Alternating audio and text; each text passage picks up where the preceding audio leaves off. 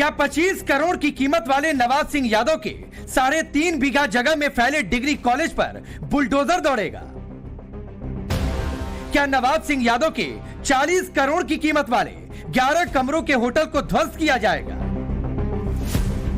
क्या नवाब सिंह यादव के 3.5 करोड़ी 2 आलीशान घरों पर एक्शन लिया जाएगा? नोएडा के जिस 5 स्टार होटल में नवाब सिंह यादव के 60 करोड़ इन्वेस्टमेंट करने की खबर है, क्या प्रशासन का हंटर उस होटल पर चलेगा?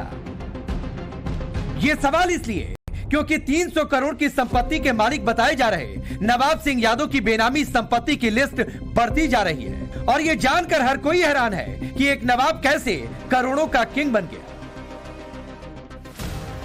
सूत्रों के मुताबिक नवाब सिंह यादव स्कूल, अस्पताल, भट्टा और फैक्ट्री का भी मालिक है।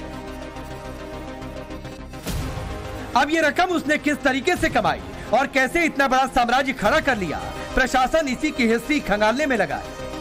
1 दर्जन से ज्यादा मुकदमे जिस इंसान पर दर्ज हैं, उसने गुंडई दबंगई के दम पर अपना दबदबा ऐसा कायम किया कि अपनी आर्थिक तरक्की भी सुनिश्चित कर ली। उसकी गवाही ये चंदन होटल दे रहा है, जिसकी कीमत लगभग 20 करोड़ बताई जा रही है। मेन हाईवे पर जो तिरवागंज से कन्नौज को जोड़ता है, उस पर ये होटल है। 11 कमरे नीचे, 11 कमरे ऊपर इस होटल में बताए गए हैं। लगभग 3.5 बीघा से ज्यादा जमीन इस होटल और रेस्टोरेंट की है। इस होटल का मालिक नवाब सिंह है, ऐसी जानकारी निकलकर सामने आई है। आपको लगता है कि ऐसे लोगों के खिलाफ जो बच्चियों के साथ इस तरह की हरकत करते हैं, बुलडोजर का एक्शन जो मुख्यमंत्री जी लेते हैं वो होना चाहिए? आपको लगता है ऐसा? हाँ, ये बात तो सही है सर। समाजवादी पार्टी में शामिल होने और अखिलेश यादव का खास बनने से पहले नवाब सिंह यादव एक मामूली पहलवान हुआ करता था। गांव के अखाड़े में नवाब सिंह यादव दांवपेच आजमाता और फिर यही तरीका सियासी गलियारे में आजमाना शुरू कर दिया। नवाब सिंह यादव ने गर्ल्स कॉलेज की नींव रखी तो अखिलेश यादव उसमें पहुंचे और जब उसका उद्घाटन किया तब भी अखिलेश यादव खास मेहमान थे। कहते हैं कि नवाब सिंह यादव की आर्थिक तरक्की ने अखिलेश सरकार में रफ्तार पकड़ ली और जिस जगह लोग जमीन खरीदने में 100 बार सोचते थे, वहां देखते ही देखते नवाब सिंह यादव ने पक्के घर बना दिए।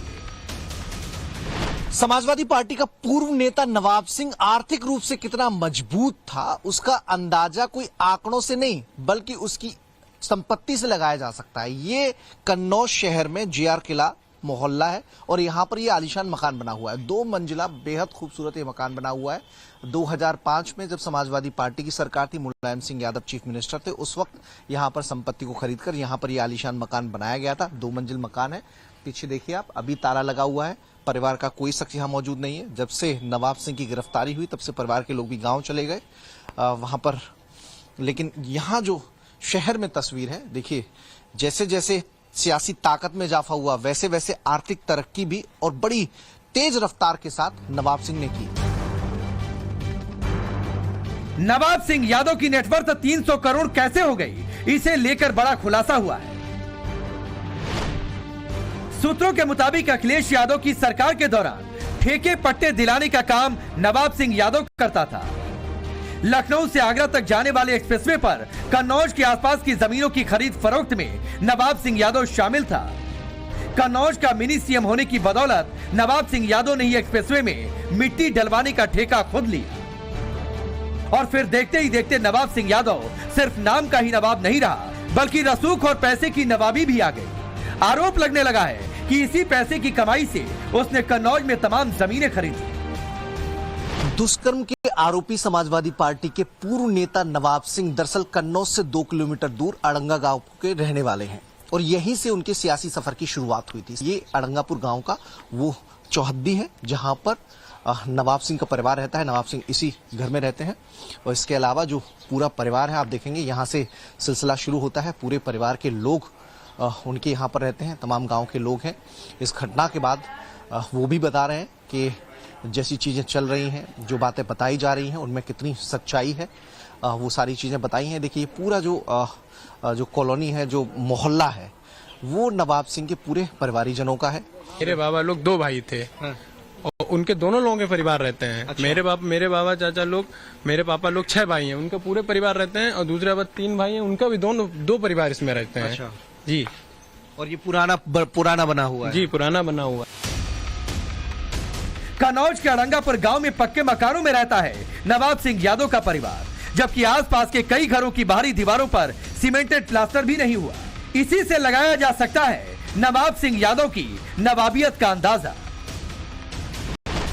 पुलिस सूत्रों का दावा है कि अब नवाब सिंह यादव के इनकम टैक्स रिटर्न की जांच की जाएगी और यह समझा जाएगा कि समाजवादी पार्टी की सरकार से पहले 2012 से 2017 के दौरान और अखिलेश की सरकार जाने के बाद नवाब सिंह यादव की संपत्ति में कितना बदलाव हुआ।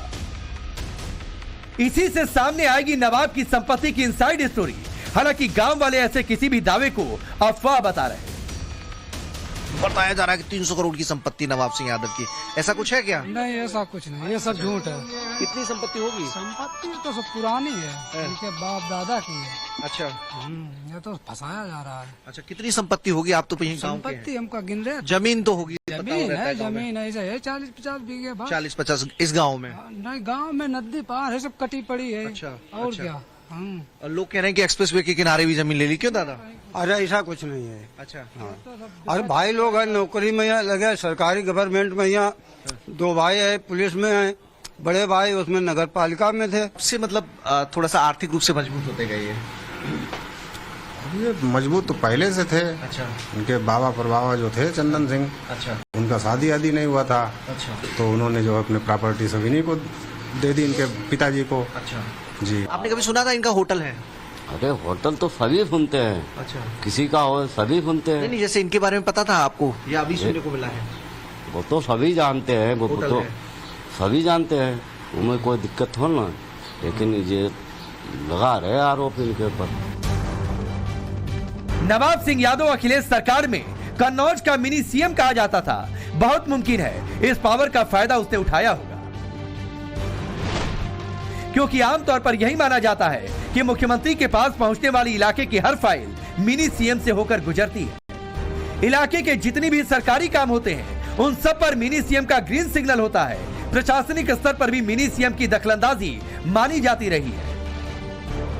ऐसे में जाहिर है कि नवाब सिंह यादव सत्ता के संरक्षण में पैसों से मजबूत होता चला गया और फिर कन्नौज के अरबपतियों में शामिल हो गया। लोकल नेता ही राजनीति को यहाँ देख रहे थे, तो हमारी उन लोगों से नाराजगी की वजह से जो भी पार्टी के सक्रिय कोई कार्यक्रम हुए, हम दोनों भाइयों ने जाना बंद कर दिया। कॉन्स्पिरेसी प्लान के लिए मतलब प्री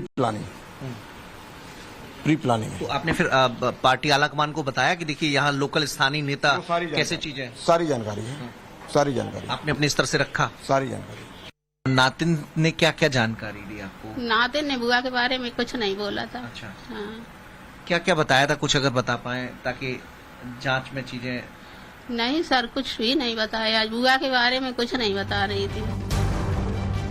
अयोध्या में मोहित खान पर नाबालिग से गैंगरेप का आरोप लगा तो प्रशासन ने उसकी अवैध बेकरी को बुलडोजर चलाकर ध्वस्त कर दिया था। अब डिंपल यादव के पूर्व सांसद प्रतिनिधि पर रेप का आरोप लगा तो संभावित बुलडोजर एक्शन की चर्चाएं शुरू हो गई। वैसे भी योगी के बारे में विख्यात हो चुका है कि उनका इंसाफ दिलाने का अपना अलग स्टाइल है और इसमें सबसे आगे रहता है बुलडोजर। हर व्यक्ति का अपना व्यक्तिगत आचरण होता है। पार्टी हमेशा इस बात को चैतन्य रहती है, मानती भी है कि अगर व्यक्तिगत आचरण के कारण किसी ने गलती की है तो उसके खिलाफ कार्रवाई करेगी।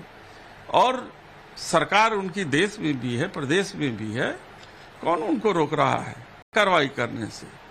उसके आरोप सिद्ध करें और उसको सजा दें। नवाब सिंह यादव की जमानत याचिका खारिज हो चुकी है। रेप की पुष्टि होने के बाद भी पुलिस पुख्ता तरीके से आगे बढ़ रही है और अब इंतजार मुख्यमंत्री योगी आदित्यनाथ के अगले कदम का है। बहुत मुमकिन है कि नवाब सिंह यादव की किसी इमारत में अपराध की कमाई पाई गई, किसी तरह का अतिक्रमण पाया गया या फिर हेराफेरी के सबूत मिले तो बुलडोजर एक्शन जल्द होता दिखेगा। कन्नौज से मनीष यादव के साथ ब्यूरो रिपोर्ट, टाइम्स नाउ नव भारत।